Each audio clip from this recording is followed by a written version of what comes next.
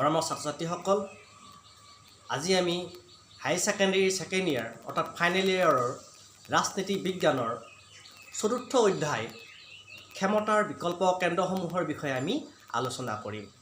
ইয়াত আমি এছিয়ান যিটো আমি association of south east Asian nation বুলি কওঁ, লগতে ইউৰোপীয় সংঘ ইউৰোপীয় ইউনিয়ন, লগতে আমি ভাৰত আৰু চীনৰ মাজৰ সম্পৰ্কৰ বিষয়ে আলোচনা কৰিম। ইয়াত প্ৰতিটো প্ৰশ্নৰ উত্তৰ দিয়া আছে, তোমালোকে ইয়াক ফ'ল' কৰিব পাৰা। লগতে যদি আগৰ ভিডিঅ'সমূহ চোৱা নাই তেতিয়াহ'লে মোৰ নামটো ছাবস্ক্ৰাইব কৰক কিশোৰ কুমাৰ নাথ নামেৰে, যিটো বেল আইকনত দিয়া আছে। আহক আমি ভিডিঅ'টো আগবঢ়াই লৈ যাওঁ।